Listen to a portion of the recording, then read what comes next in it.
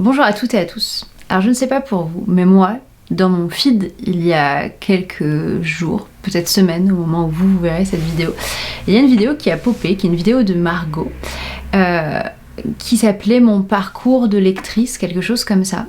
Et j'ai personnellement adoré regarder cette vidéo et ça m'a renvoyé à mon propre parcours de lectrice et je me suis dit, bon, je sais pas qui ça peut intéresser de savoir d'où je viens, quelles ont été les œuvres, mes œuvres de jeunesse, mes lectures d'enfance, tout ça. Ça m'a fait un petit tilt parce que cette année, cet été, au mois de juillet 2025, la chaîne Booktube, enfin ça fera 10 ans en fait que je suis sur internet et que je présente des livres. Et j'ai envie de vous faire une vidéo sur ces 10 ans sur internet, ces 10 ans de lecture en ligne.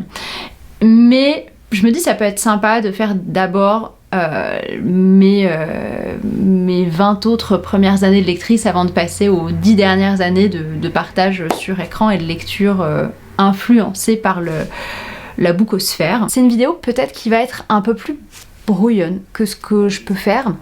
Je sais pas si je vais tout vous filmer d'un coup parce que je pense que je vais un peu partir à la David Copperfield et à vous raconter toute ma vie. Donc je sais que je vais devoir faire des coupes. Je sais qu'à un moment la batterie va me lâcher, où il y aura plus de place, ou je sais pas, où j'aurai plus le temps. Donc je me dis là, je vais commencer déjà par vous présenter une première partie d'ouvrage et on verra bien. Commençons par remonter le temps et allons dans mon enfance. Je suis née en 1994, je suis du siècle dernier. Et j'ai donc grandi dans les années 90-2000.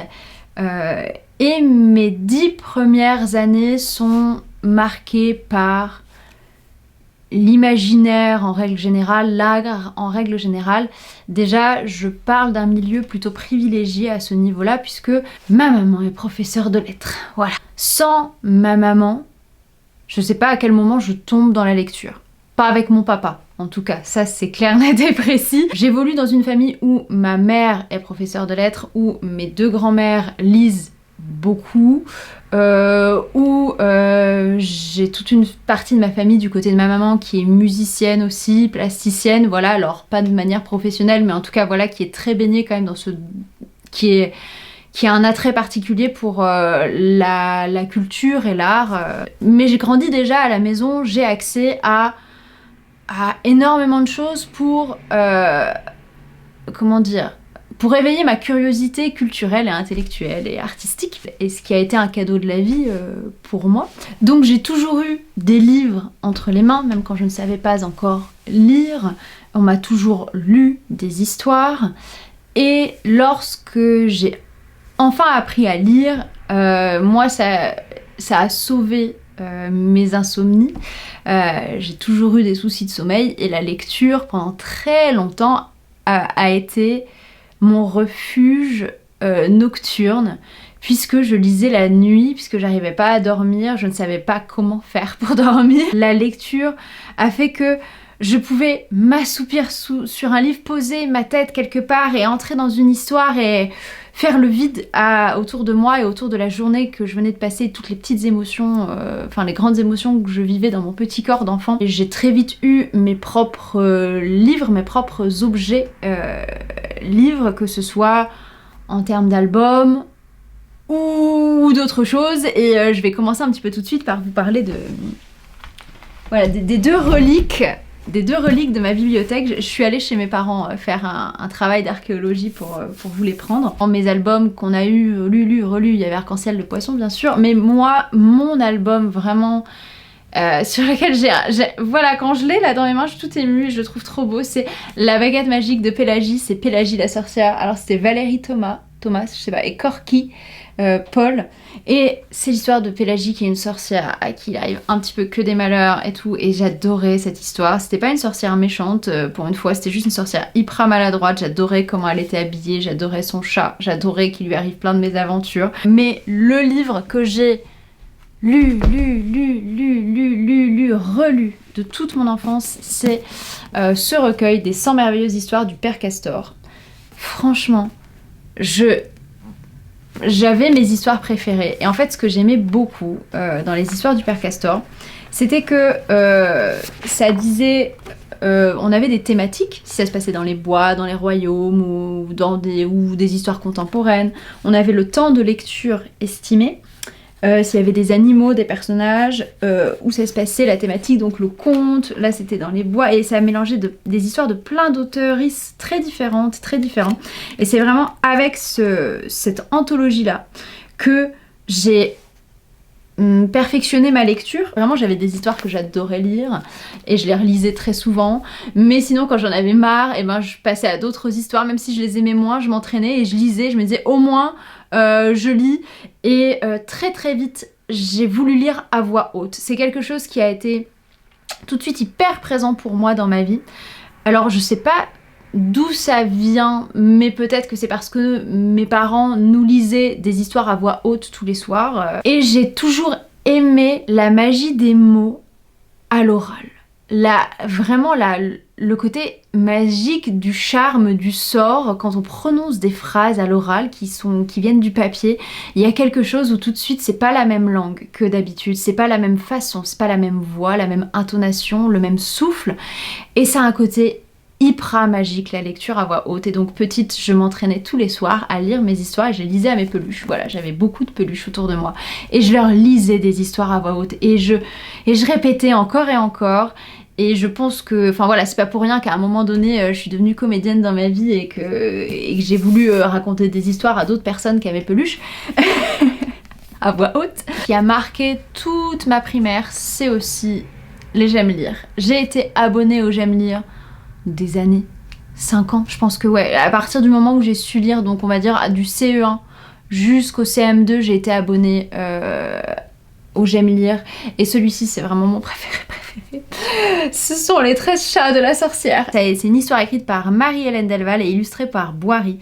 Et alors, autant les illustrations que l'histoire, je rêve, enfin j'ai adoré ce texte. Et j'adorais les J'aime lire parce qu'en plus il y avait les Tom Tom et Nana dedans, il y avait Fripouille et Malicette, on avait les jeux, on avait les partages, il y avait des personnes qui envoyaient des lettres, et franchement, mais c'était un cadeau tous les mois de recevoir mon J'aime lire, mais j'attendais quand c'était Noël, il y avait des histoires de Noël, enfin il y avait tout dans ce petit magazine et j'adorais. On est en novembre 2001. Ouh là là là là là là, oh le coup de vieux. Alors, je ne sais pas comment ça se passait, vous, les achats de livres ou pas pendant votre enfance. Nous on allait à la bibliothèque. On allait à la bibliothèque avec l'école, avec ma maman. On allait aussi parfois en librairie. Mais il y a des achats de livres que ma maman a fait parfois quand on était chez Intermarché. Notamment un livre où une fois on a été faire des courses un matin, l'été. Et j'ai vu la couverture d'un livre et j'ai dit « Maman, tu peux me l'acheter ?» Et ce livre, ensuite, je l'ai relu et relu et relu parce qu'il était étrange comparé à tous les livres que j'avais lus. En tout cas, c'était une histoire de conte, de magicien, de princesse, de mariage, mais avec quelque chose dans l'histoire, avec quelque chose dans le genre et l'attirance sexuelle qui était un petit peu détournée par rapport à tout ce que je connaissais de ma vie, de mon univers dans lequel je grandissais. Il y avait cette histoire-là où la magicienne était une femme, mais personne, aucun homme au monde ne devait savoir qu'elle était une femme, sinon elle perdait tous ses pouvoirs et il fallait que le monde entier la voie comme un homme jusqu'à la fin de ses jours. Elle avait quelques amis IES à qui elle pouvait confier qu'elle était une femme et avoir des relations avec elle. Alors c'est pas expliqué le type de relation, de la nature de ces relations dans mon livre, dans cette histoire-là, mais quand même, là quand j'ai lu ça, il y a eu un truc où je me suis dit ah mais en fait, ce n'est pas que comme je l'imagine et que comme on me le montre partout. Alors l'autrice aujourd'hui, je fais un petit disclaimer, l'autrice aujourd'hui est une autrice très problématique. Il y a eu énormément de choses qui ont été révélées à son sujet. Je ne cautionne pas les actes de cette autrice, bien sûr, mais je voulais vous présenter ce livre-là parce que je pense que ça peut faire du bien dans l'enfance d'apporter aussi d'autres choses et d'autres types d'histoires que ce qui est le plus ancré dans notre société, dans notre culture. Donc c'est La princesse au dragon de Marion Zimmer Bradley. Je savais pas s'il y avait des préquels à cette histoire ou des suites, je crois pas, je crois qu'il y en a jamais eu, mais vraiment moi ça m'a fasciné ce livre-là. Le format, il n'y a pas d'illustration à l'intérieur, mais vraiment j'ai été fascinée par cette histoire-là. Et en grandissant, j'ai appris que Marion Zimmer Bradley avait écrit des réécritures arthuriennes, mais ça on en parlera dans les futures vidéos. J'ai adoré comme lecture qu'on a faite à l'école en classe de CM1. La tante de Frankenstein de Alan Peterson, je crois que c'est ça le nom de l'auteur. Et franchement, ce livre, je l'ai adoré. Toute ma classe, on l'avait aimé de toute façon. Il y a des loups-garous, il y a le comte Dracula, il y a Igor. Ça part, je crois que ce livre-là a ensuite inspiré une mini-série dans les années 70, ou alors c'est l'inverse, il y a une mini-série, ensuite ça a été un livre, je ne saurais vous dire. Mais ce livre-là, j'aimais déjà beaucoup les vampires avant. Et on va parler vampires dans cette vidéo plus tard dans ma vie. Ma créature que j'adorais, ma créature un peu dark, tout ça c'était les vampires, et depuis toujours, j'ai toujours été fascinée par les vampires, je sais pas trop d'où ça vient, les dessins animés, peut-être Mona le vampire, des choses comme ça. Mais j'ai toujours aimé les vampires, et dans ce livre-là, le comte Dracula, il est hyper charismatique, c'est très drôle, vraiment. Il y a un langage un peu soutenu quand même, c'est farfelu, ça fait un petit peu frissonner. Moi, j'étais pas chair de poule, tout ça, parce que j'ai toujours eu de très gros soucis avec l'horreur en elle-même. J'ai jamais aimé avoir peur. C'était la première fois aussi que je voyais toutes les créatures d'horreur mélangées ensemble. Je me suis dit, waouh, la créature de Frankenstein peut rencontrer le comte Dracula avec des loups-garous. Dans ma vie d'enfant, j'ai fait beaucoup d'activités extrascolaires. J'ai fait pendant des années de la danse classique, et donc j'ai lu la saga Danse, je ne sais plus l'autrice. Et c'était l'histoire de cette petite fille qui voyait le ballet Roméo et Juliette à la télé et qui voulait devenir danseuse. Alors moi j'ai pas vu le ballet Roméo et Juliette à la télé, mais j'avais vu la comédie musicale Roméo et Juliette. Donc je m'étais dit, bon, ballet, comédie musicale, je vois pas encore trop bien la différence, mais je crois que je veux être danseuse ou musicienne ou chanteuse ou comédienne. Enfin voilà, je savais déjà que je voulais être dans le milieu artistique. Et donc, en même temps que j'ai fait mes premières années de danse classique, je lisais l'histoire de cette petite fille qui avait pas beaucoup d'amis à l'école, mais se faisait des amis à la danse, tout ça, et rêvait d'incarner les personnages de ballet, regarder les ballets, avait ses cours de danse. J'avais une passion pour le roi Soleil. Une passion pour Versailles et Louis XIV. Après, il y a eu ma passion pour Marie-Antoinette. Après, j'ai eu ma passion pour Louis II de Bavière, mais vraiment, d'abord le tout premier monarque que j'ai adulé de mon enfance, ça a été Louis XIV et Versailles. Déjà parce que tout le monde connaît le roi Soleil et tout, c'est dans l'imaginaire populaire, et ensuite parce que on est allé visiter Versailles quand j'avais 10 ans, et ça a profondément marqué la petite Perceline qui aimait les princesses, et les châteaux et les belles robes et tout. Et donc j'ai beaucoup lu et relu Complot à Versailles de Annie G. J'adore ce livre, ça me passionne. J'ai aussi lu À la poursuite d'Olympe, mais c'est pas mon préféré, moi vraiment Complot à Versailles, j'ai adoré cette histoire-là. Et j'ai adoré aussi Les Colombes du Roi Soleil. Alors là, j'ai plus les autrice, mais voilà, cette saga de jeunes filles qui étaient élevées au pensionnat de Madame de Maintenon de Saint-Cyr et qui avaient chacune ensuite leur destinée. On en avait une qui devenait chanteuse d'opéra, une autre qui devenait institutrice et qui ne se mariait pas. Vraiment, elle voulait pas du tout se marier. Elle avait d'autres ambitions dans la vie, elle voulait pas avoir d'enfants non plus. On en avait une qui était huguenote, donc protestante, et à ce moment-là, avec les guerres de religion, enfin la fin des guerres de religion, tout ça, qui partait s'exiler en Suisse. Enfin, c'était trop bien. On en avait une qui partait aux Amériques aussi. Enfin, il y avait plein de trajectoires féminines différentes.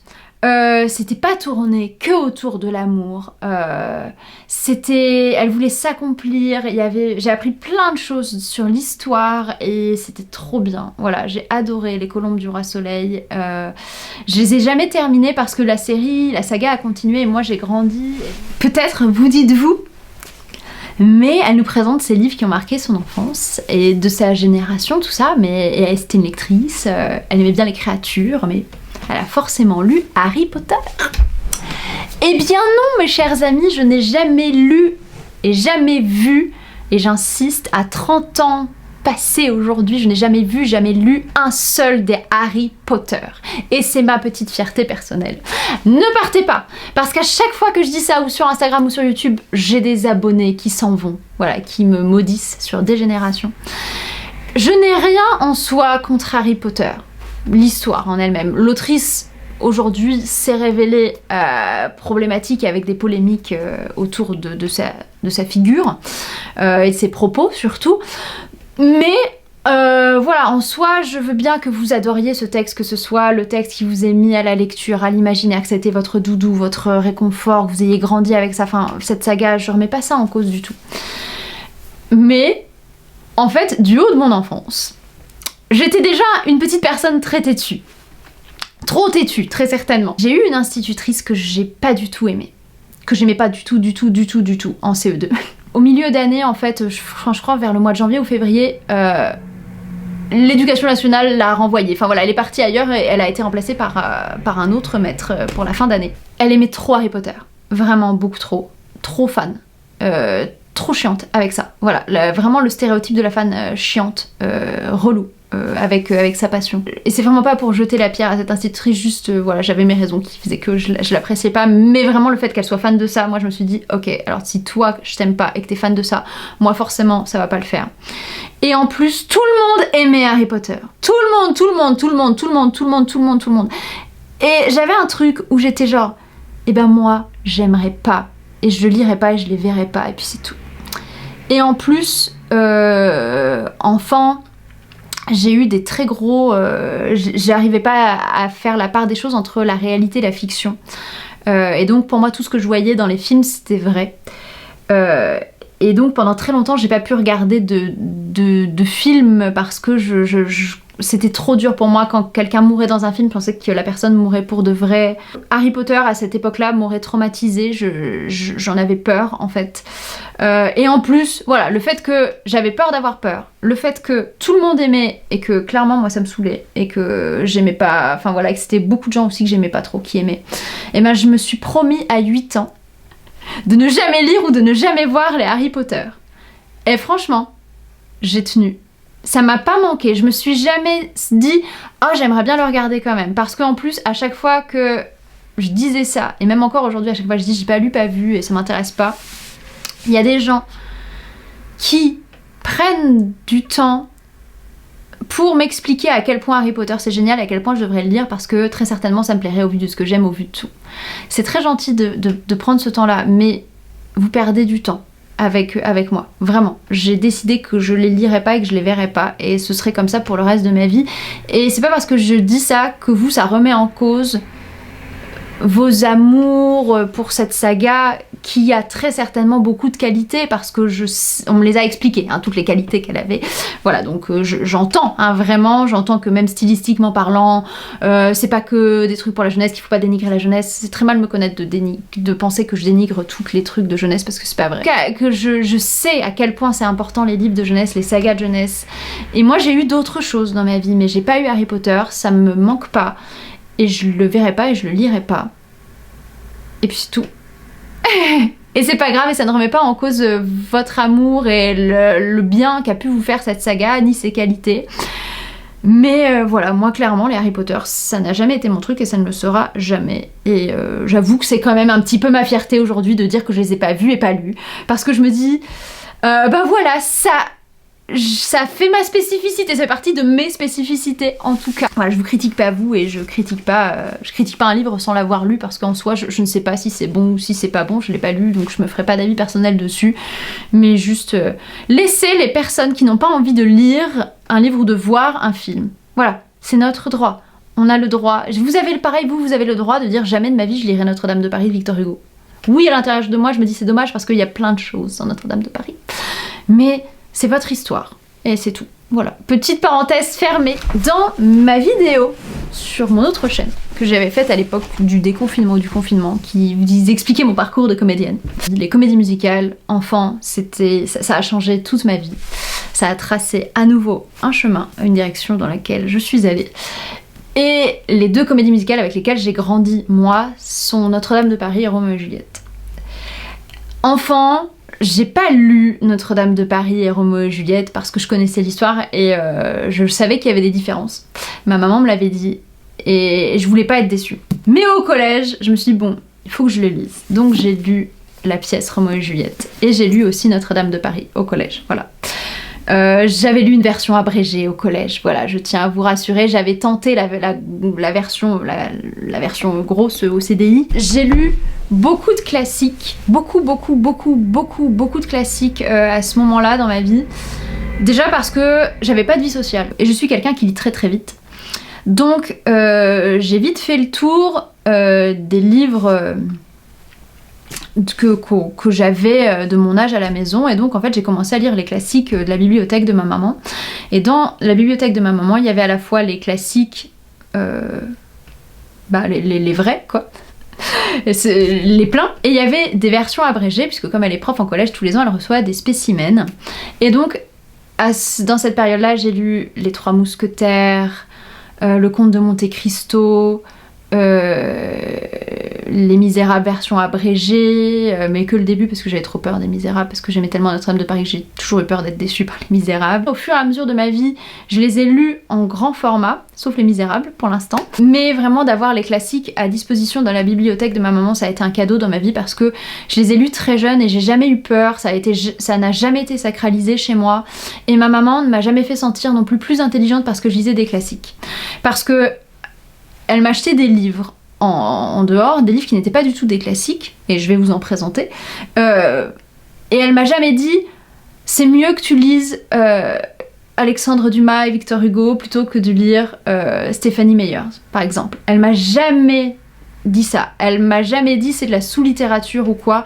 Et donc c'était super de grandir là-dedans parce que j'ai jamais eu peur de lire des classiques et j'ai jamais eu honte de lire d'autres choses à côté. Voilà. Bravo maman. Et je vais en venir à un livre qui est le livre que j'ai le plus lu de toute ma vie. À la fois l'histoire en elle-même, mais à la fois l'objet livre que j'ai le plus tenu dans mes mains. C'est cet exemplaire du Dracula de Bram Stoker qui m'a suivi pendant mes 4 ans de collège. Il était dans mon sac. Le sac ado a changé, le ISPAC était différent d'année en année, mais Dracula restait. Et toutes mes heures de trou, de permanence et au CDI, j'ai lu Dracula. Voilà. Pas à chaque fois en entier, au fur et à mesure, c'était juste mes passages préférés. C'est une édition abrégée déjà. Donc j'ai d'abord lu jusqu'à ma 3e cette version abrégée que je connais par cœur. Et en 3e, j'ai lu vraiment le Dracula de Bram Stoker et j'ai été... Voilà. Mais je suis vraiment... En 6e, je me souviens d'une de ces premières heures d'ado devoir où je sors ce livre-là, où ma maman me le donne parce qu'elle me faisait lire tout le temps, tous les ans, tous ces spécimens de profs, elle me les donnait. Et elle me dit, bah tiens, vas-y lis, fais-toi plaisir. Donc j'ai découvert plein de choses, plein d'histoires. Et Dracula en plus, voilà, maman savait que j'adorais les vampires. Et donc elle a touché dans le mille. Et à ce moment-là, il faut savoir que je vais vous parler d'une personne dont je ne vous ai jamais parlé sur la chaîne. Et c'est très surprenant que je parle de cette personne, de ma famille, parce que c'est une personne qui ne lit pas du tout. C'est mon parrain, le frère de ma maman.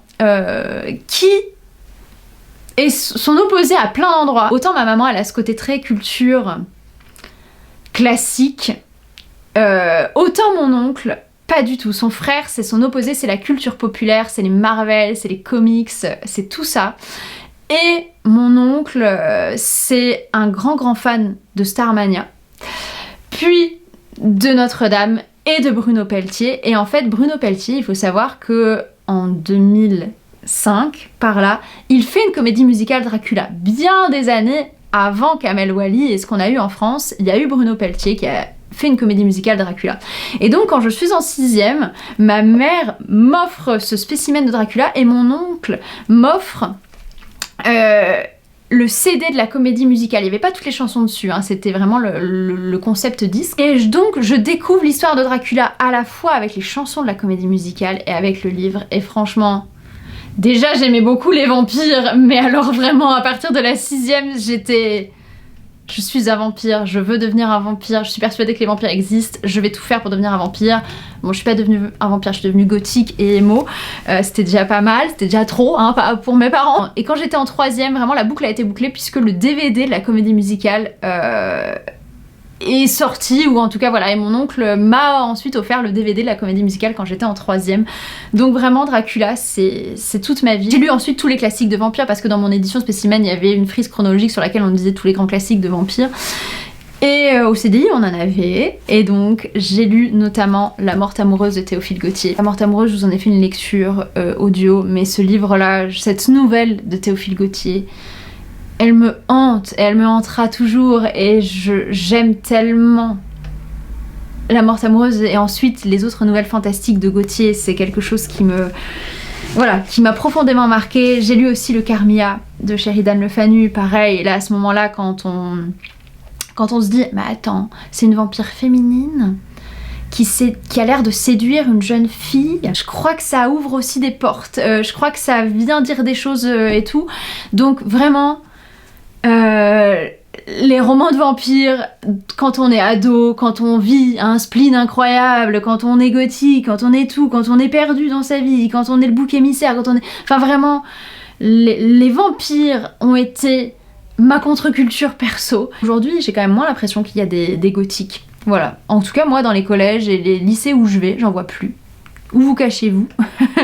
Les jeunes gothiques, parce que nous, c'était vraiment un moyen de dire on n'appartient pas à ce monde-là, à ce monde très street, tout ça. Non, on était vraiment dans le Waiting Temptation, Nightwish, Les Fleurs du Mal, parce que bien sûr que j'ai lu Les Fleurs du Mal, que ça a été mon livre de chevet en 3e. C'était difficile de savoir quoi lire quand on était gothique, parce qu'il n'y avait pas encore trop internet, tout ça, mais il y avait quelques skyblogs de référence où j'allais et où je voyais ce qu'il fallait lire quand t'étais gothique, ce qu'il fallait écouter, tout ça, ce qu'il fallait voir comme film.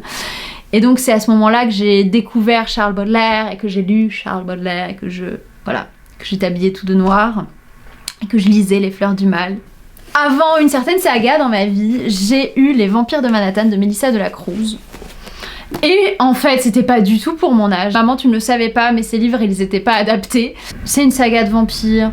Je vais pas tout vous raconter. Je suis pas forcément là pour vous raconter l'histoire de tous ces ouvrages parce que on n'est pas là pour parler de ça. Mais en fait, dans ce livre, c'était Gossip Girl avec des vampires en fait.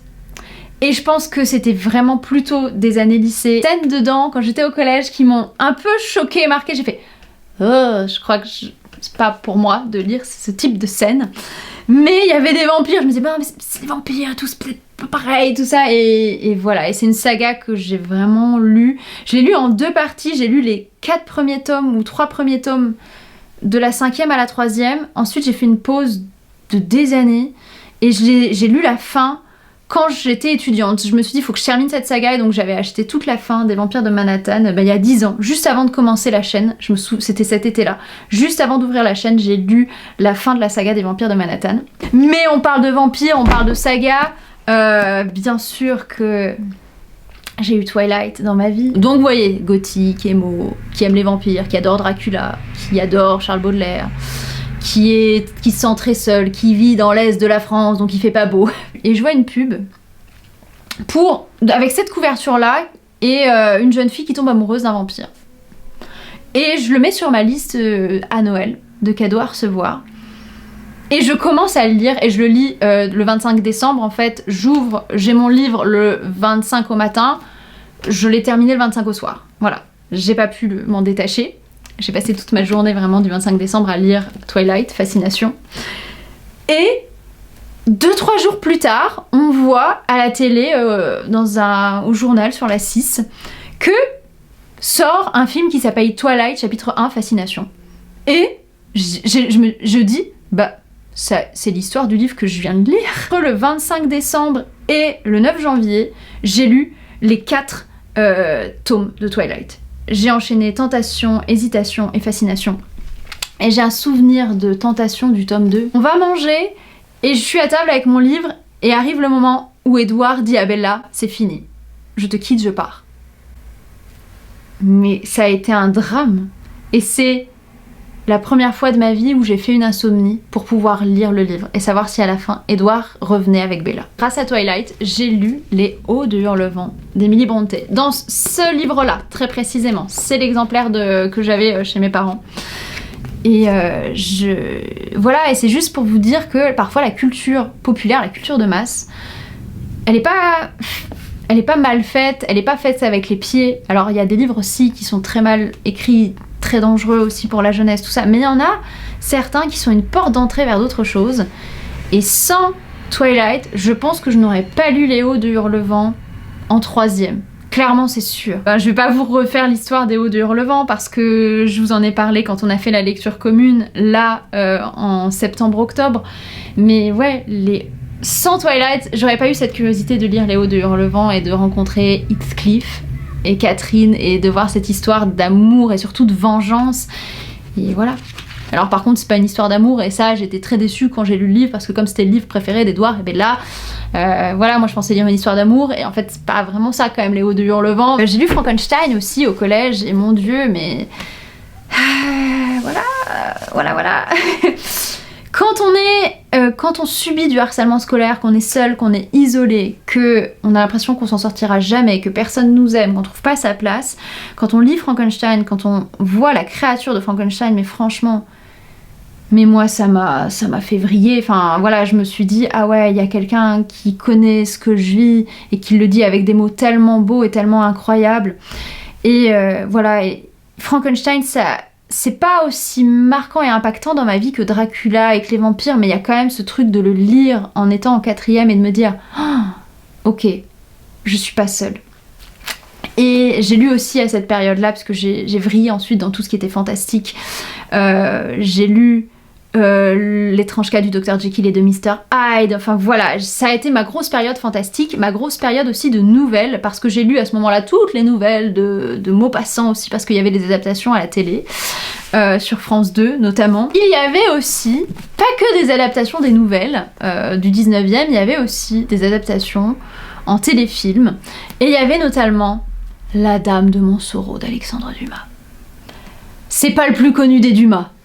Mais alors moi, au collège, c'était mon préféré. Oh là là, La Dame de Montsoreau, avec Bussy, qui est pris au piège par les mignons d'Henri III, et il y a une belle femme blonde, une belle inconnue qui arrive et qui le sauve. Il y a toute cette histoire, mais c'est passionnant. Bon, c'est feuilletonesque, hein, mais voilà, vraiment, La Dame de Montsoreau. Oh, bon, rebonjour pour vous. Vous n'aviez plus de batterie hier, et moi, après, je devais partir travailler. Les récits de chevalerie. Parlons des récits de chevalerie parce que ça a été toute ma vie. Dans mon enfance, j'étais déjà fascinée par les chevaliers de la table ronde. Bon, forcément, quand on s'appelle Perceline, c'est quelque chose qui est intrinsèquement lié un peu à votre identité. Le Moyen-Âge, les récits de chevalerie, c'était hyper important, ça a nourri mon imaginaire. Et en plus, j'ai grandi en Lorraine. Et ça compte parce qu'en Lorraine, on a quand même la figure de Jeanne d'Arc. Et en fait, quand on est une petite fille, il n'y a pas 36 modèles de chevaleresses qui existent.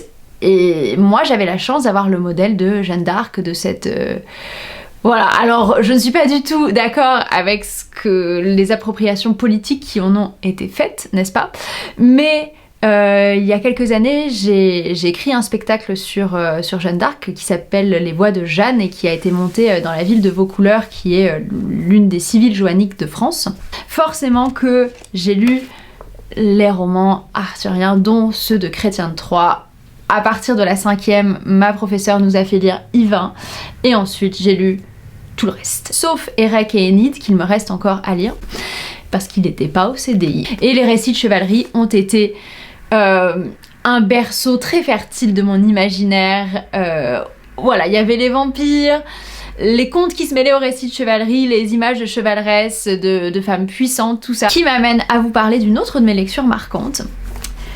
Alors je pense pas qu'elle soit très connue celle-ci, même si je pense que vous connaissez l'autrice, puisque dans mon adolescence, j'avais La Conspiration Merlin de Diana Wynne-Jones. Alors vous vous dites, mais je connais Diana Wynne-Jones, ça me dit quelque chose. Ne serait-ce pas l'autrice de la saga du château de Hurle, qui a été adaptée par les studios Ghibli sous le titre Le Château Ambulant? Si, tout à fait, c'est cette dame-là. Et moi, je ne savais pas, parce que bon, moi, j'ai pas grandi avec les Ghibli, je les ai découverts quand j'étais étudiante, j'avais une vingtaine d'années. Je pense que c'est drôle parce que ce livre-là, j'ai dû le lire à peu près l'année où est sorti Le Château Ambulant dans les salles. Et voilà, et je me dis, c'est un petit clin d'œil assez drôle. Et dans ce livre-là, dans La Conspiration Merlin, on est dans 2 mondes. Et d'après ce que je comprends, l'autrice aime bien faire ça. On est dans notre monde actuel, contemporain. On suit un ado, Nick, qui a 15 ans. Sa mère est malade, je crois, ou ses parents divorcent, et il prend un passage vers un autre monde. Et dans cet autre monde, il y a On est en Angleterre et il y a toute une cour comme à Camelot en fait, et il y a les Merlins, les magiciens, et il y a eu un empoisonnement, un meurtre. Et donc Nick va mener l'enquête avec une fille qui s'appelle Rhodey, et on voyage et elle apprend elle-même à gérer toute sa magie parce qu'elle est issue d'une puissante lignée de magiciens, magiciennes, je ne sais plus de quel côté de sa famille, mais bref, en tout cas il va falloir qu'elle renoue avec ça, qu'elle noue avec ça. Et donc on a vraiment deux mondes qui s'opposent, avec un côté des dragons, de l'autre côté des hélicoptères comme sur la couverture. Et j'ai adoré la conspiration Merlin, on l'avait acheté à la Fnac de Toulon dans le sud. J'ai toujours été très fan de Céline Dion. Voilà, vous dites qu'est-ce que ça a à voir dans son parcours de lectrice? Eh ben, elle a sorti un album qui s'appelait D'elle, et c'était des textes exclusivement écrits par des femmes qui étaient mis en musique et interprétés par Céline. Et dedans, il y avait une lettre de George Sand à Alfred de Musset. Je vous le dis, la culture populaire, la culture de masse, faut pas cracher dessus, hein. Ça amène à des choses, ça fait des ponts. et voilà. Et moi, ça a été mon pont, Céline Dion, pour découvrir George Sand et Alfred de Musset et toute leur histoire, dont là, le roman de Venise, je vous en avais parlé dans ma vidéo autour des livres qui parlent de Venise. C'était les gossips du 19e quoi pour moi, et c'est là que j'ai commencé en fait avec George Sand et Alfred de Musset à m'intéresser à la vie des auteurs et des autrices que je lisais. Parce que jusque là, leur vie m'intéressait pas trop, j'étais vraiment juste dans leurs œuvres. Et avec ce pas de côté de cette lettre de rupture de George Sand à Alfred de Musset, j'ai commencé à découvrir tout ce qu'il y avait autour, toute la société entre guillemets des gens de lettres du 19e, avec les romantiques, avec tout ça, les vies de l'auteur, que c'était pas juste un être qui écrivait, mais c'était aussi un être qui vivait. Et ça a à nouveau semé des petites graines en moi. Surtout ce qui a semé des graines en moi, c'est en 5e. Quand j'étais en 5e, ils ont accueilli une mise en scène de Andromaque de Racine. J'ai été marquée au fer rouge par la comédienne qui interprétait le personnage d'Hermione. Et je suis tombée amoureuse de la langue racinienne. Amoureuse de cette histoire de Oreste qui aime Hermione, qui aime Pyrrhus, qui aime Andromaque, qui aime Hector qui est mort. Je me suis dit mais c'est tragique. Mais il n'y a aucun espoir, mais c'est formidable. Souvenez-vous de l'adolescence un peu gothique, un peu tout ça. Quand il y a des choses très très tragiques et très noires, on fait oh j'adore ça, j'adore la souffrance. Et donc chez Racine, dans les tragédies, après j'ai découvert Phèdre, Bérénice notamment, et ça a été ma sainte trinité racinienne à moi. C'est là où vraiment j'ai posé les mots et j'ai dit je veux être comédienne, je veux jouer ce personnage-là, je veux dire ces mots-là, je veux dire cette langue-là, je veux dire en alexandrin, je veux sentir ce que ça fait de parler en alexandrin, cette transe de l'alexandrin, vraiment de parler de ce souffle-là, mais c'est incroyable à jouer, à incarner. J'ai eu la chance de jouer Hermione, et donc c'est vraiment emmenez vos enfants voir des spectacles en vrai, en direct, et amenez-les voir des classiques. Oui, j'ai pas tout compris en 5e, mais en fait c'est pas grave, il y a la beauté de la langue derrière, il y a l'interprétation, il y a le jeu, le fait d'incarner sur scène, d'être vivant et vivante sur scène, ça aucune IA ne sera capable de le faire, et c'est la richesse de mon travail. Et quand j'entends des gens dénigrer mon travail, j'avoue que je commence à avoir de plus en plus de mal. Là, et je me dis que vraiment, si on défend la culture, on peut pas cracher sur le spectacle vivant. Après ça, je lis Racine. Je lisais aussi les Shakespeare au CDI après ma lecture de Roméo et Juliette. Et en 3e, ma professeure nous fait lire Antigone d'Anouilh. Et là, je trouve ma mentor.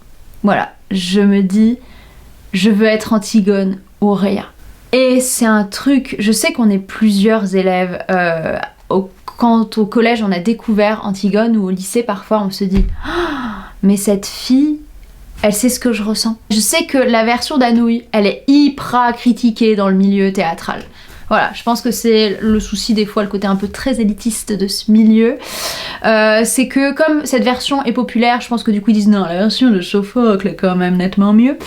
Non, vraiment, l'Antigone d'Anouilh, je suis désolée, c'est la mieux. C'est celle qui parle le plus, c'est celle qui a une langue incroyable, qui est impactante, et pareil jusqu'au bout j'ai voulu y croire, et j'adore ce qu'en dit le chœur au début, qui dit la tragédie c'est bien, c'est tranquille, on sait comment ça finit, mais par contre le drame on a de l'espoir, et il y a des moments où on croit qu'on va s'en sortir et en fait on ne s'en sort pas, et c'est incroyable. Et ouais, moi c'est là que j'ai dit peut-être encore plus que la tragédie, ce que j'aime c'est le drame, c'est quand il y a de l'espoir et au final il n'y en a pas. J'ai eu la chance sur mon chemin quand même de croiser des héroïnes plutôt fortes voilà, et qui m'ont nourri aussi. J'ai pas eu que des princesses, j'ai eu beaucoup de princesses, tout ça dans mon enfance, mais après à l'adolescence j'ai quand même eu d'autres repères en fait. Et après, en troisième, je lis Madame Bovary. Et là, avec toute ma candeur adolescente et toute ma fougue de jeune femme pleine de sentiments et de mal d'amour, mais vraiment, Madame Bovary, alors je déteste le début de Madame Bovary, j'en ai rien à faire de Charles. Emma, elle a été une héroïne à nouveau tragique qui m'a énormément marquée. Son idéalisation de l'amour, le fait qu'elle ait lu énormément aussi de romans galants et qu'en fait ça lui est vrillé l'esprit. En fait, moi j'ai fait partie, et je pense qu'il y a encore ça aujourd'hui chez des adolescentes, peut-être moins, mais en tout cas à notre époque, c'était quand même extrêmement valorisé d'être en couple, d'avoir un amoureux et pas une amoureuse. Le fait d'avoir lu Emma Bovary, j'avoue que en fait cette héroïne-là, j'aurais dû faire plus attention au message derrière Madame Bovary, mais parce qu'en fait son idéalisation de l'amour, ce fait de se dire moi je veux ressentir ça, moi je veux que ce soit comme ça, et si je ressens pas ça c'est que c'est pas normal et je veux un truc destructeur et je veux quelqu'un qui me malmène et tout. C'est de la dark romance peut-être Madame Bovary, interrogeons-nous là-dessus, faisons un pont, un parallèle. J'extrapole, ne venez pas me jeter des cailloux. Après cette période de collège, tout ça, j'arrive au lycée. Et au lycée, je me trouve en partie, enfin je commence à trouver ma place et je trouve ma voie, et surtout je fais une rencontre qui va changer toute ma vie, c'est la rencontre avec ma professeure de littérature et de théâtre. Elle a marqué toutes les générations qui l'ont eu dans le lycée où j'étais. C'est un puits de science et de savoir et de connaissances. J'ai l'impression que je peux lui poser toutes les questions du monde, elle aura une réponse, ou si elle n'a pas de réponse, elle va faire des recherches et après elle va venir m'en parler, et j'ai des discussions incroyables et tous ces cours sont passionnants. Alors je m'ennuie quand on fait Zola et De Gaulle parce que voilà, mais sinon elle raconte les livres et la littérature, elle raconte les auteurs, les autrices, elle nous fait vivre tout ça. On a l'impression de voyager dans le temps quand on va en cours, de prendre un ticket et de partir, et qu'elle nous montre tout, et elle nous fait vivre tout ça, elle nous fait vivre les textes, elle nous montre ce qu'il y a dans la profondeur des textes. Et je me dis mais en fait vraiment j'aime les textes et j'aime les classiques. J'ai passé mes 3 années de lycée à lire du classique, mais j'en ai mangé, je n'ai lu que ça, et c'était passionnant en termes de lecture, j'ai découvert des trucs incroyables. Et le premier livre que j'ai lu en seconde, et pour le coup c'est le seul livre dont elle m'a jamais parlé, dont elle nous a jamais parlé, mais voilà, c'est l'exemplaire que ma maman avait celui-là, et donc comme il traînait dans la bibliothèque l'été entre ma 3e et ma seconde, je l'ai lu. J'ai lu La Princesse de Clèves de Madame de Lafayette, et moi je fais partie des aficionados de La Princesse de Clèves. J'adore cette langue, j'adore le style, j'ai adoré cette histoire, pareil, qui m'a marquée, qui m'a trop marqué. En fait c'est un conte de fées qui tourne mal, c'est le conte de fées où le prince et la princesse se rencontrent trop tardivement, où la princesse est déjà mariée à quelqu'un d'autre, et où l'inamoramento, le coup de foudre advient mais ne peut pas se produire. Et ben voilà, et ben ça m'a marqué.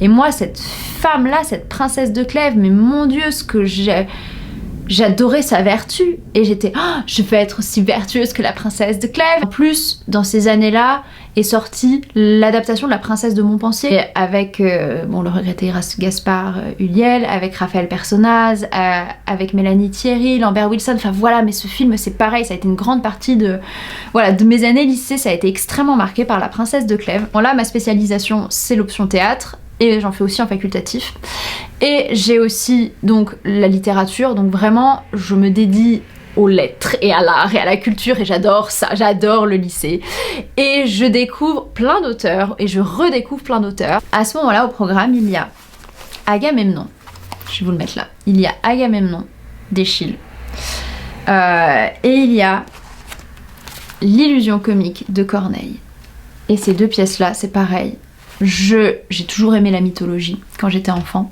Et là, je redécouvre les classiques, les anciens, les antiques. En fait, je découvre les antiques au lycée avec le début de l'Orestie, avec Agamemnon.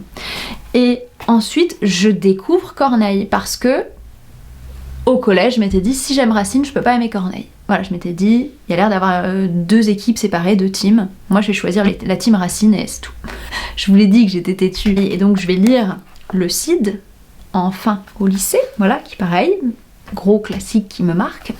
Mais surtout, je découvre le théâtre baroque avec l'illusion comique. Le théâtre baroque, c'est un genre... le genre baroque en littérature, c'est un genre très particulier. Enfin voilà, Barocco, le nom de cette chaîne, ça vient directement de l'illusion comique et des cours que j'ai eus sur le théâtre baroque. Et en fait, j'aime tellement le théâtre baroque, j'aime tellement ce que je découvre avec l'illusion comique que en première, à l'époque, on devait faire des TPE. Et mon sujet de TPE, c'était le phénomène de l'illusion au cœur du théâtre baroque. Un peu pompeux comme titre, c'est vrai, mais hyper intéressant. Et en fait, je découvre alors mon genre théâtral préféré à cette époque-là, et je découvre que Shakespeare fait partie de ce théâtre baroque. Si ça vous intéresse de savoir ce que c'est précisément le théâtre baroque, tout ça, dites-le moi en commentaire, mais je sais pas si ça peut vous intéresser, donc c'est pour ça que je préfère pas m'étendre dessus parce que cette vidéo va déjà être très longue. Grâce à mon TPE, je découvre une pièce qui est ma pièce préférée. Je découvre La vie est un songe de Calderon. Et dans cette pièce, on a une héroïne qui se travestit, un jeune homme qui est enfermé dans une tour, qui a été maudit, qui est en réalité prince, mais le jour de sa naissance, les prophètes, les mages ont prédit à son père le roi que ce garçon serait un tyran. Et donc, pour préserver son peuple, le roi a décidé d'enfermer son fils dans cette tour. Et comme le roi va mourir, il décide d'aller chercher son fils, et de lui faire croire qu'il vit dans un rêve et d'essayer pendant une journée de voir ce que ça fait si on lui laisse le trône. Et donc forcément Sigismond, qui a été enfermé toute sa vie, qui voue une haine à l'humanité, quand il est plongé sur le trône, la première chose qu'il fait c'est d'être un tyran parce qu'il se venge en fait de tout ce qu'il a vécu. Comme c'est un tyran, hop, on le retire du trône et on le remet dans sa tour. Et donc il pense avoir rêvé qu'il était un tyran, et il y a des monologues sublimes. Lisez La vie est un songe. C'est une pièce incroyable et ça parle de société, ça parle de malédiction, ça parle de destinée, ça parle du regard qu'on porte sur l'autre, et tout l'enjeu du théâtre baroque, c'est de montrer ce que les choses semblent être, mais en fait au fond c'est pas ça du tout. Et c'est ce que j'aime, moi. J'aime cette histoire de masques et d'apparence et de choses, de représentation, et alors qu'il y a des choses qui sont plus loin au fond et qu'il faut toujours aller chercher, il faut toujours ouvrir la poupée russe pour aller de plus en plus loin et creuser, et voilà, et j'adore. Donc lisez La vie est un songe, elle est pas assez connue. En première, on lit l'absurde. On lit donc Rhinocéros de Ionesco et on lit En attendant Godot de Beckett. Et à ce moment-là, je déteste l'absurde. Vraiment, je dis jamais de ma vie. Je vous l'ai dit, je suis têtue et ensuite après j'évolue un peu et je me laisse une chance de pas mourir idiote parce qu'il y a que les imbéciles qui se changent pas d'avis, sauf pour Harry Potter.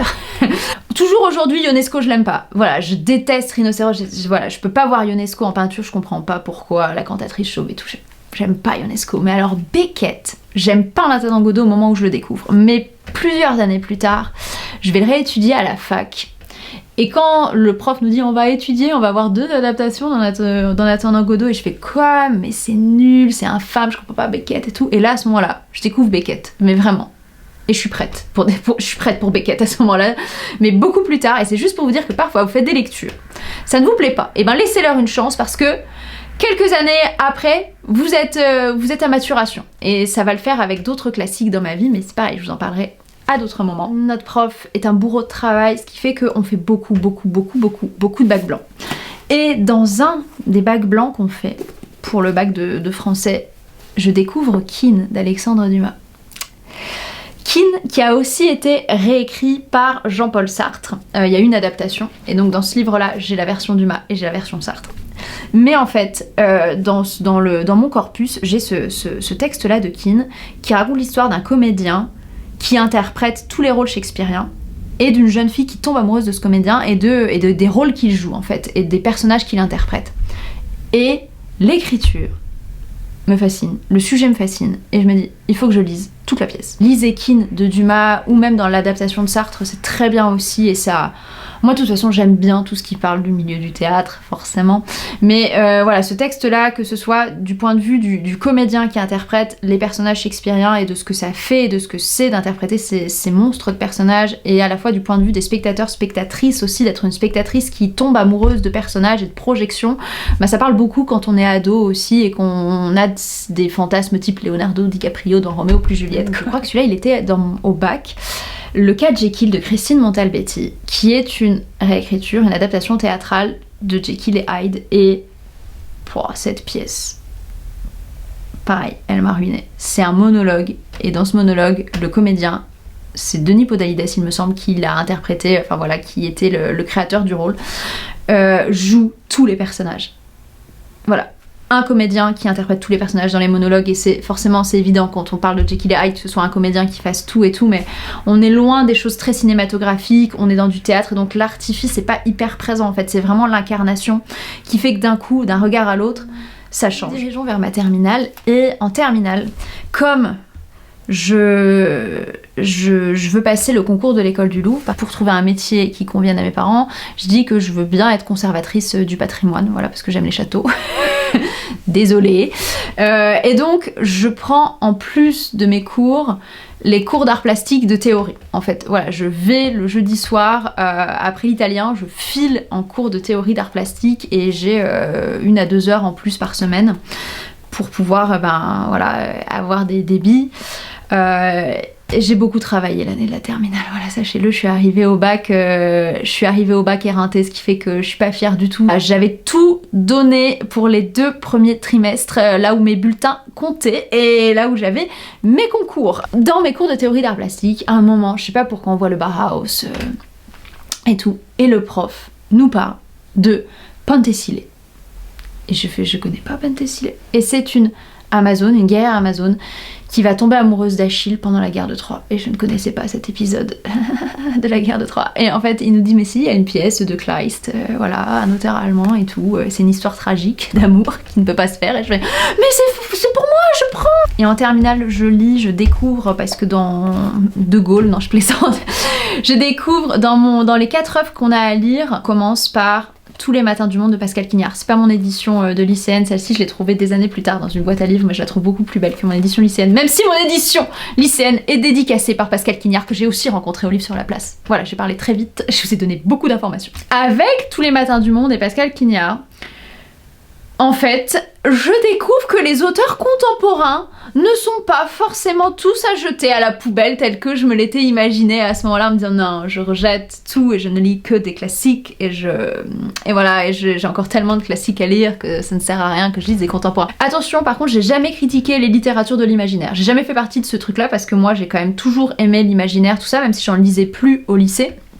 Parce que j'avais pas le temps, parce que j'avais toute une liste de classiques à lire avant de faire mes concours, avant d'entrer dans mes écoles et tout, donc j'avais pas le temps. C'est notamment des auteurs comme Pascal Quignard qui à un moment m'ont conduite vers Carole Martinez dans ma vie aussi. Et ça c'est pareil, j'en parlerai dans la vidéo des 10 ans de la chaîne, mais voilà, il y a eu Tous les matins du monde qui a été extrêmement marquant dans mon parcours de lectrice. Et on joue Incendie de Wajdi Mouawad en facultatif. Et je découvre alors Mouawad et surtout je découvre Incendie.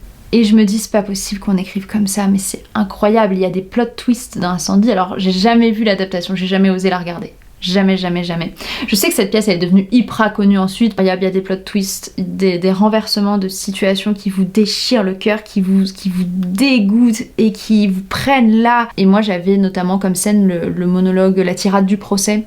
Et pendant très longtemps c'est quelque chose que j'ai joué quand on me demandait des trucs de parcours libre dans des examens ou à la fac quand on me disait présenter une scène pour une UE et tout, et c'est très souvent ce que j'ai choisi. Et par la suite c'était la tirade du procès dans Incendie. Au lycée j'avais commencé à trouver ma place, autant par la suite j'ai de nouveau beaucoup cherché et je me cherche encore. Donc on trouve un compromis avec mes parents, je fais vraiment comme ça parce que c'est pas vraiment un compromis, où je suis à la Sorbonne en double cursus études théâtrales, lettres modernes, et que je vais arrêter au bout d'un semestre parce que Paris, parce que les Parisiens, parce que l'appartement, la banlieue, parce que le métro, parce que les gens, parce que les profs, enfin bref, rien n'allait. L'administration à la fac, bref, rien n'allait. À un moment donné, la prof nous parle de Rousseau. Et Julie, ou la nouvelle Héloïse, m'était persuadée à un moment que j'aimais pas Rousseau non plus. Et elle arrive à me convaincre de lire ce livre, et c'est pareil, ça devient le livre de mon année, quoi. Et je le lis et le relis et le re-relis et tout, parce que ça s'inspire de Héloïse et Abélard. Et moi, c'est une histoire pendant très longtemps que, pareil, j'ai fantasmé de cette histoire d'amour impossible, interdite au Moyen-Âge, entre Abélard et son étudiante Héloïse. Autant les liaisons dangereuses, j'ai pas tant que ça accroché, désolée. Oui, je comprends et tout, mais moi, c'est vraiment Julie, la nouvelle Héloïse, dans la littérature du 18e, dans les romans 18e, qui m'a laissé bouche bée, quoi. J'ai surtout un cours que j'aime, voilà, c'est le seul cours auquel je me rends avec plaisir, c'est Le diable et l'idée du mal au 19e siècle. J'ai une prof passionnante, pareil, je pense que c'était son sujet de doctorat, parce que elle était jeune. Et dans ce cours-là, je découvre plein de trucs. Je reviens à mon adolescence gothique. Je découvre Alfred de Vigny avec Eloa ou la sœur des anges. Je découvre les diaboliques de Barbé d'Aurevilly, même si je déteste les diaboliques. Désolée. Mais voilà, je découvre plein de trucs. Et surtout, pour la première fois de ma vie, je lis Faust de Goethe dans la traduction de Gérard de Nerval. Et là, je connaissais Faust. Tout le monde connaît le nom de Faust et tout le monde sait que c'est un pacte avec le diable, tout ça. Le nom de Méphistophélès aussi. Mais là, je découvre vraiment ce qu'est Faust. Je découvre ce qu'il y a derrière, ce que veut dire Goethe, pourquoi, comment, la traduction de Nerval, pourquoi il écrit ça, pourquoi en étant complètement illuminé, et tout. Enfin bref, ça me... Pareil, ça fait partie des livres qui ont changé ensuite ma trajectoire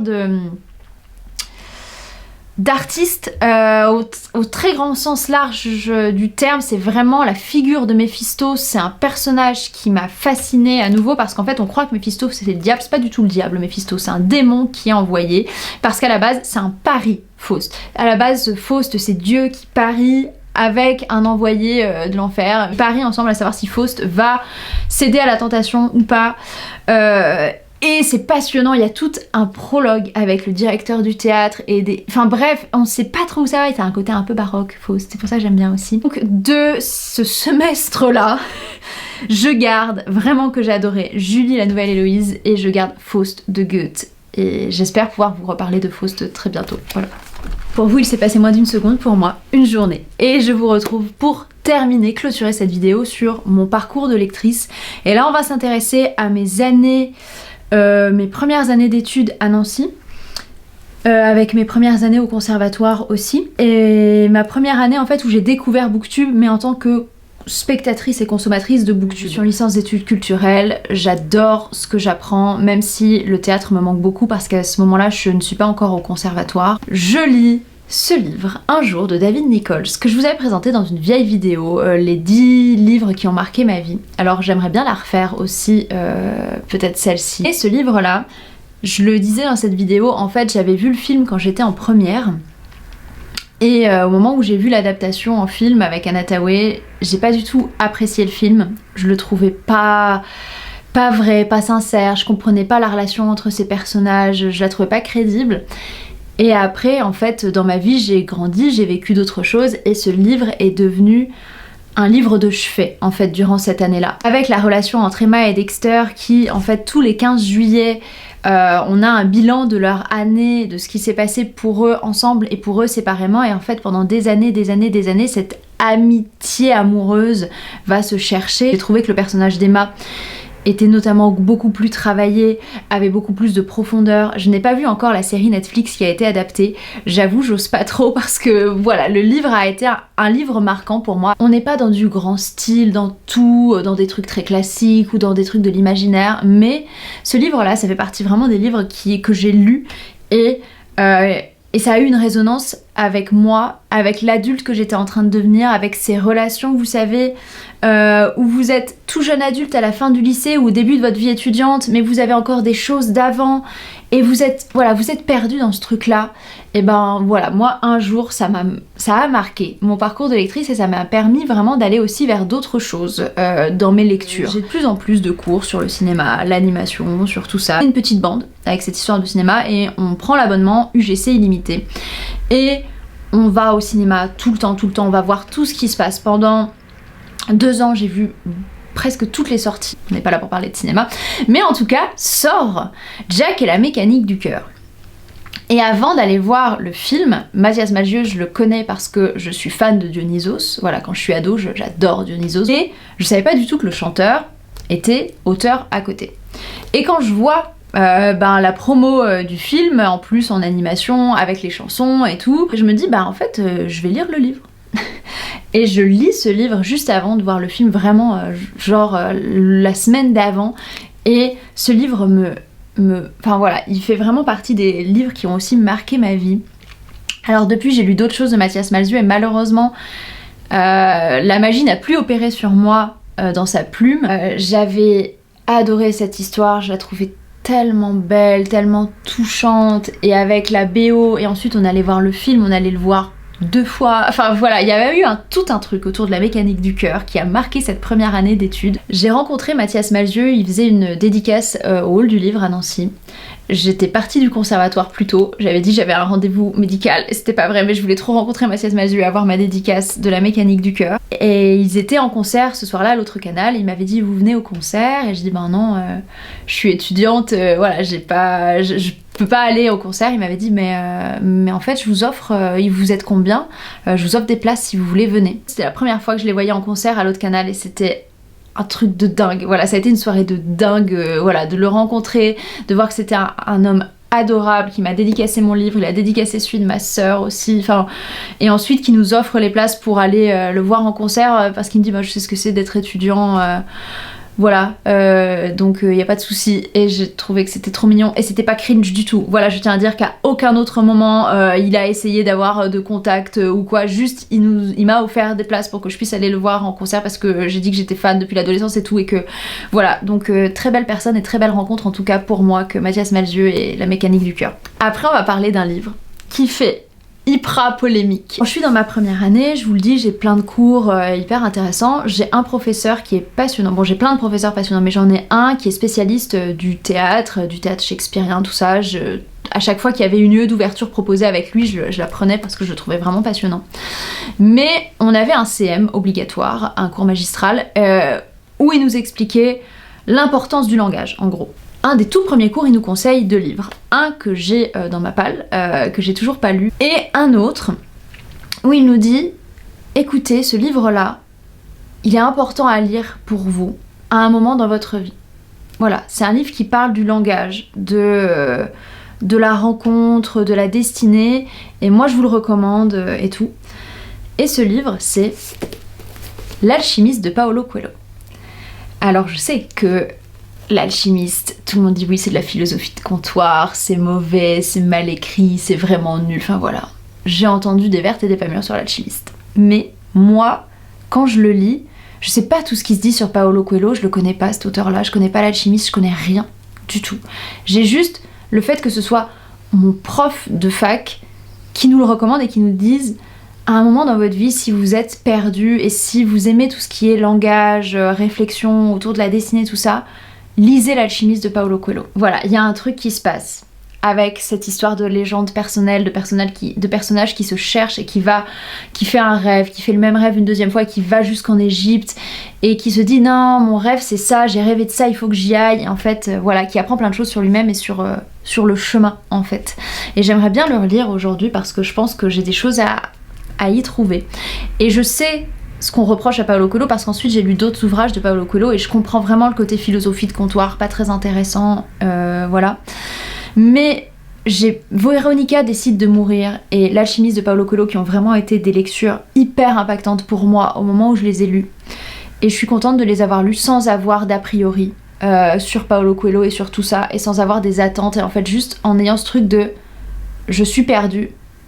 Je sais pas ce que je veux, je sais pas c'est quoi ma vie, je sais pas, et je lis ça. Et moi, vraiment, ça m'a marqué. Mais je sais, et je suis d'accord avec les défauts qu'on se trouve à ce type d'ouvrage, et à cet ouvrage en particulier, bien sûr, c'est pas une langue incroyable, bien sûr, il y a plein de poncifs, bien sûr. Mais en fait, parfois, laissez-vous une chance de découvrir ces ouvrages-là qui sont critiqués par beaucoup. Si ça vous appelle à un moment donné, Laissez-vous cette chance de découvrir des trucs qui sortent des sentiers battus. Et voilà. Et au risque de pas être d'accord avec plein de gens. C'est pas grave. Ça va vous nourrir à un moment pour vous et ça va vous apporter quelque chose. Je découvre Booktube. Je découvre Booktube avec Margot, déjà, qui pop dans mes recommandations YouTube et ça va changer toute ma vie aussi. Moi qui suis quelqu'un de très curieux et qui fonctionne avec, entre guillemets, des personnes référentes, des personnes modèles où je me dis oh, cette personne, elle me parle, il y a un truc incroyable et elle a l'air de trop aimer ce livre-là et j'ai trop envie de le lire pour comprendre et avoir un lien, tout ça. Je vais notamment découvrir la BD Sambre d'Isler et Balak, Plus ne met rien, qui est une référence Sand Musset. Donc si vous avez suivi Sand et Musset, ça avait quand même beaucoup marqué ma vie. Et en fait, je me mets un peu à des choses graphiques, alors que moi je pensais, j'avais ces préjugés là de dire ouais les graphiques c'est pas de la vraie lecture, ce qui est complètement faux, mais là en fait avec cette saga d'amour maudit depuis le début, je découvre vraiment certains ouvrages graphiques dont la saga Sambre grâce à Booktube. Grâce à Booktube, je découvre Les fiancés de l'hiver de Christelle Dabos. Et je lis et je vais suivre la sortie de cette saga et ça voilà, je pense qu'on est cette génération-là à avoir été très marquée par Les fiancés de l'hiver et c'est vrai que le premier tome quand je l'ai lu, j'ai retrouvé ce plaisir d'enfant, de lecture et d'adolescente, de jeune adolescente au collège, de plonger dans un univers complètement imaginaire et en fait d'être dedans et juste de le dévorer et tout et je me souviens que j'avais relu toute la saga, enfin les 3 premiers tomes à la sortie du 4e pour avoir tout en tête et j'avais vraiment enchaîné ça comme à l'enfance et à l'adolescence quoi, avec ce plaisir de lecture, un peu cette frénésie et ça, ouais, alors même si j'ai été très déçue par les 2 derniers tomes et par la fin, il n'empêche que c'est une saga incroyable, que j'ai adoré découvrir La plume de Christelle Dabos, j'ai malheureusement rien lu d'elle depuis. Je découvre aussi, grâce à Lily Bookin, qui en avait fait une pub incroyable, Half-Bad de Sally Green. Et je suis en septembre ou octobre 2014 quand je lis ce livre-là. J'ai jamais terminé la saga papier parce que j'étais très déçue du 2e tome. J'ai regardé les 2 premiers épisodes de l'adaptation Netflix, puis après, enfin voilà, j'ai eu d'autres choses à regarder. Mais ce livre-là, avec ce personnage qui est le fils d'une sorcière blanche et d'un sorcier noir, et donc qui est le fait qu'il soit métis, il subit des contrôles hyper fréquents parce que son père c'est le plus puissant des sorciers mauvais, mais en fait on se rend compte que leur société magique elle est pas aussi saine que ça et ça m'a hyper marqué et vraiment ça a été un de mes plus gros coups de cœur et ça a été un de mes livres préférés pendant toute cette année-là. J'étais hantée par ce livre et je l'ai relu beaucoup de fois cette année-là parce qu'il était très court et j'étais le personnage de Nathan, les relations qui tissent, mais c'était très quand même dans son époque et je pense que si je le relisais aujourd'hui je verrais plein de choses qui sont pas très cool. Vraiment Half-Bad, sans Booktube je l'aurais pas lu et j'aurais pas vécu toutes ces émotions là de personnage en plus qui est rejeté, bouc émissaire et donc il y a plein de choses de moi que j'ai projetées aussi dans le personnage de Nathan. Et un autre truc que je découvre grâce à Booktube, ce sont des romans, la littérature young adulte sans imaginaire dedans et donc je découvre Fangirl de Rainbow Rowell et ce livre là va être un de mes livres doudou pendant mes années fac parce que je me reconnais dans ce personnage de Kat qui écrit des fanfictions la nuit sur internet, qui veut devenir écrivain et donc qui s'inscrit dans un cursus de littérature, d'écriture créative et on la méjuge pour ce qu'elle écrit parce qu'elle écrit de l'imaginaire. Elle a sa relation avec sa sœur jumelle qui est censée être comme sa meilleure amie mais sa sœur change du jour au lendemain et la laisse et elle se retrouve dans ce dortoir avec des gens qu'elle connaît pas. Et ce qui m'a beaucoup marqué, impacté dans cette histoire, c'est la relation amoureuse parce que pendant très longtemps dans ce livre on croit que il y a un love interest alors qu'en fait le love interest n'est pas celui qu'on croyait et c'est la première fois que je lis un Friends to Lovers et c'est la première fois en fait que je lis un livre où le love interest est un gars bien qui est pas toxique, qui est pas problématique, qui est cool, qui est un soutien, qui est joyeux, enfin voilà, il fait bon vivre à côté de lui et il n'y a pas de problème. Et je me dis, ah ouais, en fait, l'amour, ça peut aussi être ça. Et c'est en ça que c'est hyper important la représentation dans la littérature et dans la littérature jeunesse de présenter d'autres choses que le bad boy toxique et le syndrome de l'infirmière et de la sauveuse. En dehors de Booktube, je me fais une copine qui adore, qui est hyper cultivée et curieuse de tout, et elle est vraiment elle dans les graphiques et dans plein de choses, et elle me met entre les mains La Cité des livres qui rêvent, et je me souviens plus de l'auteur, et pendant des années ce livre était épuisé, et pourtant c'est l'histoire d'un dragon, et ça parle du rapport aux livres et aux mots.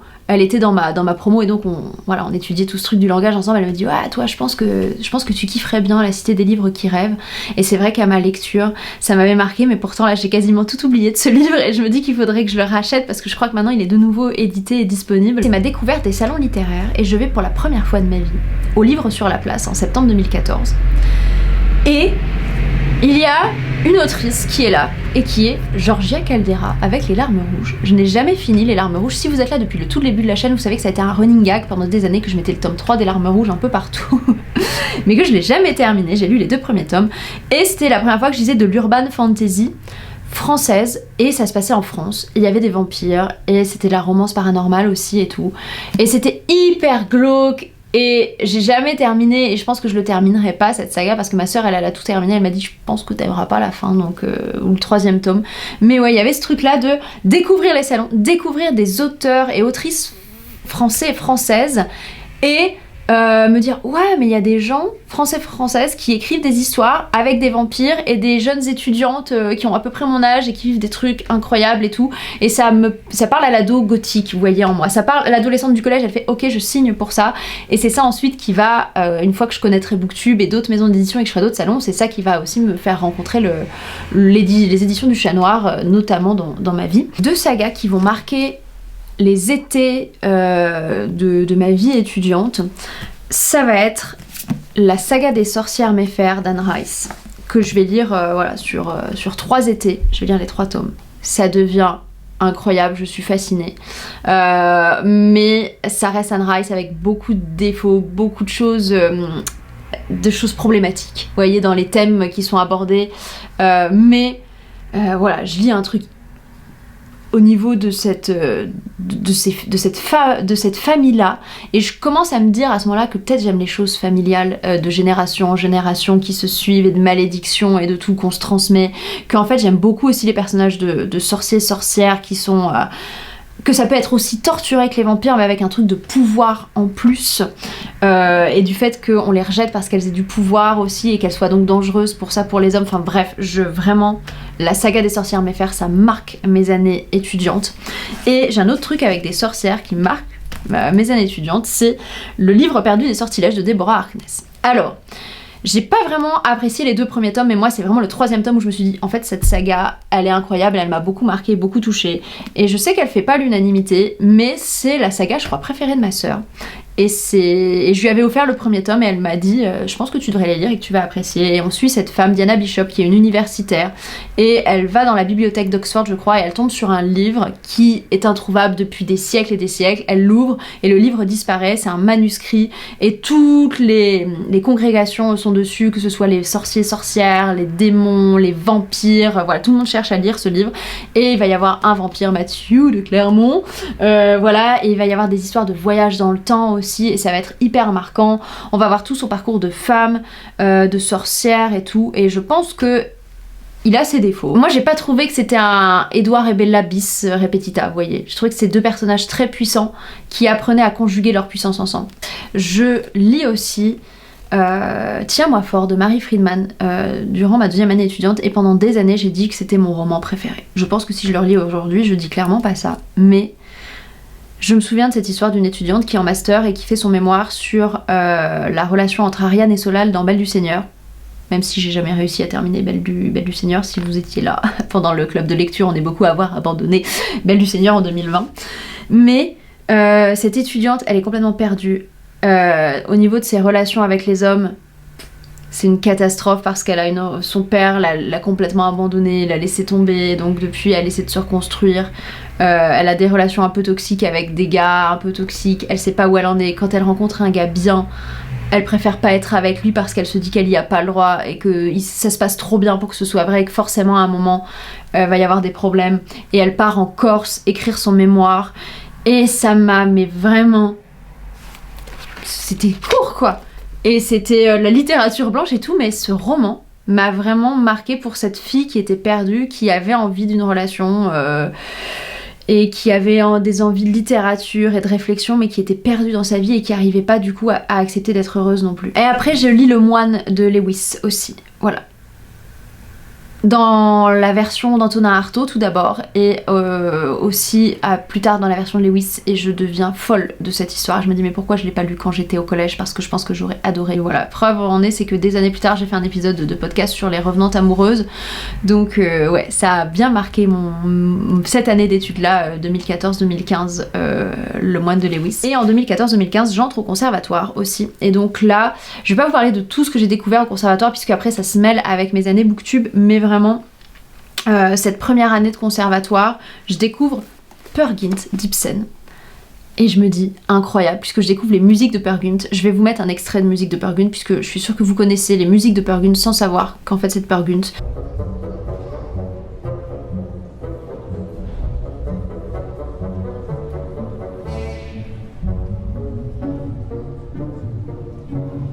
C'est une épopée, un récit d'aventure et initiatique avec ce héros-là, Peer, qui est vraiment pas un héros sympa et recommandable, mais voilà, qui va aller dans le monde des trolls, qui va partir à l'étranger, enfin voilà, ça va être une vie assez incroyable et rocambolesque. Et voilà, et ça va me marquer beaucoup puisqu'ensuite je vais l'adapter pour la jeunesse, notamment voilà, pour le travailler dans les écoles. Je vais découvrir aussi ce dramaturge qui s'appelle Arne Ligre, il est norvégien. Et je vois à la Manufacture de Nancy cette pièce-là, Rien de moi. Je commence à lire donc la pièce avant de la voir et je me dis ouah, mais ce livre est incroyable. C'est l'histoire d'une femme qui est plus âgée que le garçon avec qui elle se met. Elle a déjà une vie, elle a déjà une fille, elle s'est séparée de son mari pour être avec ce garçon plus jeune. Et c'est l'histoire en fait d'un couple qui ne peut pas se comprendre parce qu'il y a des traumas et il y a des choses différentes. Et c'est pareil, c'est une femme qui refuse un peu qui pense qu'elle a pas le droit d'être heureuse au vu de ce qu'elle a vécu avant dans sa vie. J'ai lu d'autres pièces de dramaturge que j'ai bien aimé mais qui m'ont nettement moins marqué que Rien de moi, et cette pièce autant de la voir parce qu'en plus sur scène ça se remplissait d'eau au fur et à mesure, le niveau d'eau montait et les comédiennes terminaient là en fait sur la scène, et c'était impressionnant et ça montrait le fait d'étouffer dans une relation et de ne pas savoir comment s'en sortir. Merveilleux, magnifique. Je découvre surtout cette dramaturge là qui est Sarah Kane. Alors là je vous ai pris le livre Sarah Kane et le théâtre, Love Me or Kill Me, mais c'est une dramaturge qui a écrit que 5 pièces. Dont une qui nous a été livrée à titre posthume, qui s'appelle K48 Psychose, qui parle de... voilà, l'autrice s'est donné la mort en fait, cette dramaturge là, elle a été hyper torturée et tout, et c'est... Je dois vous faire un podcast sur Sarah Kane, je sais, et je le ferai un jour, je vous ferai quelque chose qui parle de cette dramaturge, mais sans le conservatoire, je voulais pas lire de pièces contemporaines parce que j'aimais pas les dramaturges contemporaines parce que je trouvais que c'était très très glauque et très gratuit, très violent, très nul, ça parlait, soit les gens étaient nus sur scène, soit ils faisaient des trucs dégueux, et franchement moi je faisais pas du théâtre pour ça, mais Sarah Kane, elle va me faire un truc, elle va me faire un électrochoc et je vais dire ça peut aussi être ça le théâtre contemporain. Et pourtant c'est du très très glauque, du très trash, vraiment. Je vous l'avais présenté dans les pièces qui font peur. Moi en tout cas c'est une de mes dramaturges préférées et j'adore ces 5 pièces vraiment qui sont hyper marquantes. Et cette vidéo autour de mon parcours de lectrice touche à sa fin, c'était long. Merci de l'avoir regardé. N'hésitez pas à me dire si on a les mêmes références, vous les grands livres qui vous ont marqué dans votre vie. Je vous remercie d'avoir regardé cette vidéo et je vous dis vraiment à tout bientôt pour une prochaine vidéo sur la chaîne.